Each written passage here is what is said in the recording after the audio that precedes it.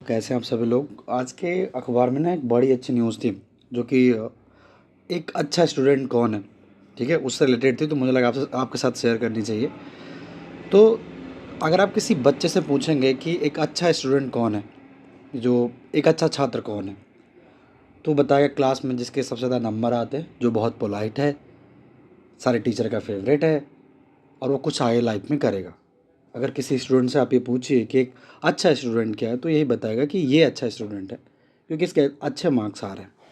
Harvard क्या कहता है? हार्वर्ड बहुत फेमस होता है स्टडी के लिए और किसी रिसर्च पेपर के लिए। तो हो सकता है हम हमारे लिए कुछ मदद हो जाए यहाँ से और हम अपना माइंडसेट या अप्रोच बदल सकें इस न्यूज़ के बाद। तो मुझे आपके साथ शेयर करने में, अगर आप इससे थोड़ा बहुत कुछ भी सीख पाओगे लाइफ में, तो मुझे खुशी होगी। तो रिसर्च कहती है क्या आप एक अच्छे छात्र हैं या फिर बनना चाहते हैं, किसी को बनाना चाहते हैं, टीचर के लिए भी है। यहाँ पे है कि या किसी और को बनाना चाहते हैं, तो मेरा तो काम ही है अच्छे स्टूडेंट बनाना। तो यूनिवर्सिटी ने अपने प्रोफेसर और लेक्चरर व्याख्याताओं से पूछा कि एक अच्छा छात्र क्या होता है, कौन होता है, उसमें क्या क्या गुण होने चाहिए, क्या क्या क्वालिटी होनी चाहिए। हार्वर्ड ने इन सवालों के जवाब को प्रकाशित किया और बताया कि 4 क्वालिटी उसमें होनी चाहिए। बहुत ध्यान से सुनिएगा। पहली पहली जो क्वालिटी की बात कर रहा है कि उसमें एक वास्तविक, रियल हो, ठीक है, गहरी, डेप्थ और निरंतर जिज्ञासा, सीखने की ललक हो, लर्नर हो, एक अच्छा लर्नर हो, ठीक है। दूसरा है सटीक चिंतन, सही सोचता हो, सही डायरेक्शन में सोचता हो, अप्रोच अच्छा होना चाहिए, ठीक है। और तीसरा है नैतिकता, सबसे इम्पॉर्टेंट एथिक्स। एथिक्स होना बहुत, नैतिकता कितनी है, ईमानदार कितना, ऑनेस्ट कितना, ठीक है। और चौथा और अंतिम है किसी उसको ये पता होना चाहिए कि कोई काम कब शुरू करना है और कब ख़त्म कर देना है, टाइम मैनेजमेंट, ठीक है। इसके अलावा छात्रों में कुछ और भी गुण जरूरी हैं। तो ये जो हार्वर्ड ने बताया है कि एक अच्छा स्टूडेंट वो है जिसमें 4 गुण होने चाहिए। तो एक बार फिर से सुनिएगा ध्यान से, कौन कौन 4 गुण होने चाहिए। पहला कि रियलिस्टिक हो, डेप्थ और निरंतर सीखने की ललक हो, सटीक चिंतन करता हो, सही सोचता हो, नैतिकता होनी चाहिए, कोई गलत तरीका ना अपनाता हो, और किसी काम को कब शुरू करना है और कब ख़त्म करना है ये गुण होना चाहिए। और 9 और क्वालिटी होनी चाहिए जो हार्वर्ड के अलग अलग प्रोफेसर्स ने बताया, और हार्वर्ड में ही प्रोफेसर तो आप समझ सकते हैं कि साइंस में अच्छा छात्र वो होते हैं जो परीक्षा में अच्छा करने के लिए बल्कि समझने के लिए पढ़ते हैं। कोई टॉपिक चल रहा है, आपको समझ आना चाहिए कि उसका मैकेनिज्म क्या है, उसके रूल क्या है, काम कैसे करता है, ठीक है, ये होना चाहिए। उसको समझने के लिए ना बाहरी धक्का की ज़रूरत नहीं है।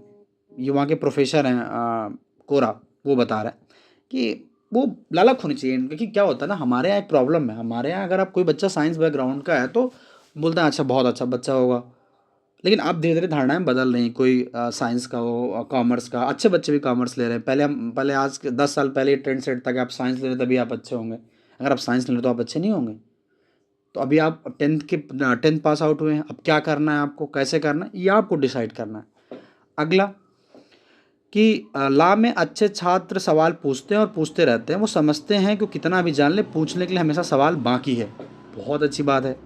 अगर आप लॉ बैकग्राउंड के स्टूडेंट हैं तो आपको पता होना चाहिए, आप हमेशा सवालों से भरे होने चाहिए, आप लॉजिकल होने चाहिए।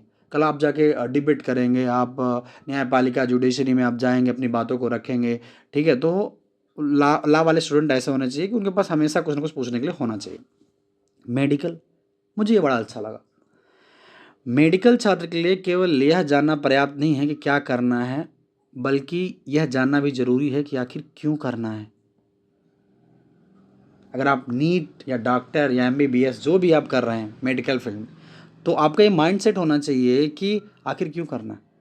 अगर ऐसा कर दूंगा तो आगे चल के क्या होगा, ये आपको पता होना चाहिए। मतलब आप किसी प्रॉब्लम के सोल्यूशन आपको पता होना चाहिए क्या होने वाला है आगे चल के। फिर अगर कोई डिजाइनिंग पे जाना चाहता है तो डिजाइनिंग में सफलता के लिए आप में एकदम फोकस होना चाहिए। क्या होना चाहिए? फोकस। दुनिया की चीज़ों को गहराई से देखने की इच्छा ज़रूरी है, ये उन्हें आगे ले जाएगी। जो अगले टीना वो बोल रही हैं कि अच्छे छात्र स्कूल की अपेक्षाएं पूरी करते हैं, वो अच्छे ग्रेड लाते हैं, लेकिन अच्छे सीखने वाले खोज के जुनून से प्रेरित होते हैं।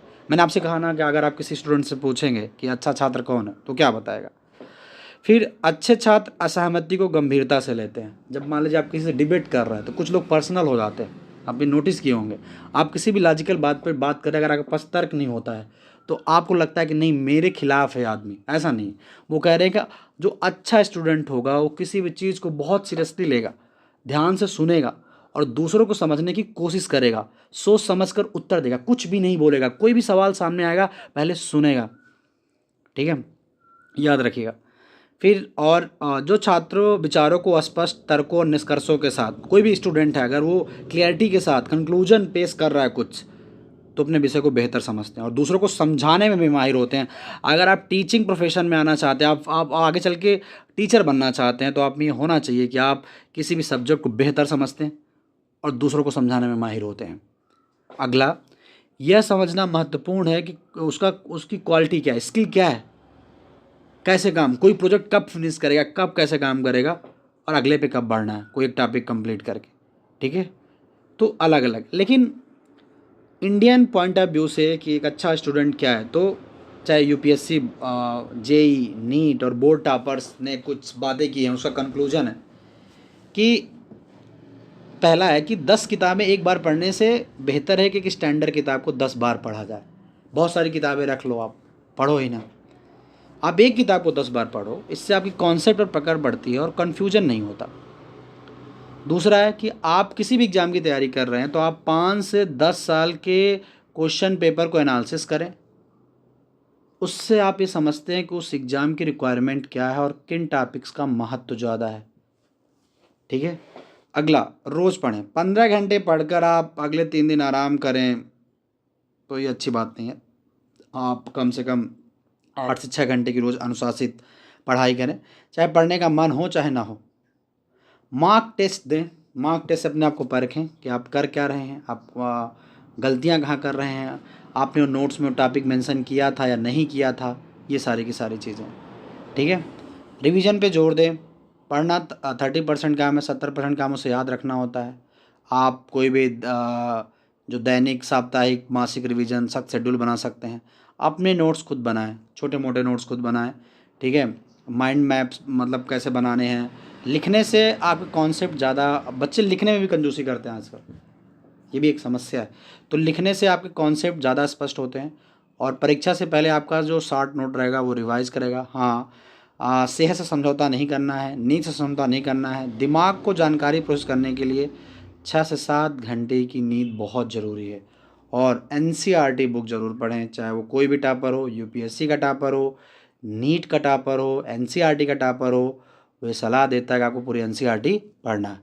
अगर आप सच्चे मायने में आप स्टूडेंट हैं और आप किसी भी एग्ज़ाम की तैयारी कर रहे हैं तो आपको ध्यान रखना है कि आप हमेशा घड़ी सामने रखिए, एक शांत कमरे में बैठकर परीक्षा हाल जैसे गंभीरता के साथ मॉक दीजिए, ठीक है। उससे आप में टाइम मैनेजमेंट, दबाव झेलने की क्षमता विकसित होती है। खुद पे भरोसा रखें। अच्छे छात्र खुद को नैतिकता पे बहुत उच्च रखते हैं, पूरा काम ईमानदारी के साथ करते हैं और अपने साथियों को विश्वास से जीतते हैं। कुछ लोग अपनी नोट शेयर नहीं करेंगे, उनको लगा मेरा दोस्त टॉप कर जाएगा। तो आपको इस बात का भी ख्याल रखना है कि आप अपने आसपास लोगों की क्या मदद कर पा रहे हैं और कोई शॉर्टकट नहीं होता सफलता का, निरंतर एक जिज्ञासा होनी चाहिए। आप पढ़ें और किसी भी टॉपिक को ऐसे पढ़ें कि आप दूसरों को समझा सकें।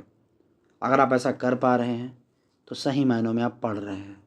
सफलता असफलता एक अलग पहलू है, पर किसी भी चीज़ को समझना वो अपने आप में एक सफलता होती है कि अच्छा ऐसा होता है, ये काम ऐसे करता है। तो मुझे लगा कि आप लोगों के साथ शेयर करना चाहिए और आप इससे थोड़ा बहुत सीखें और अपना थॉट प्रोसेसिंग माइंडसेट बदल सकें, ठीक है। Thank you.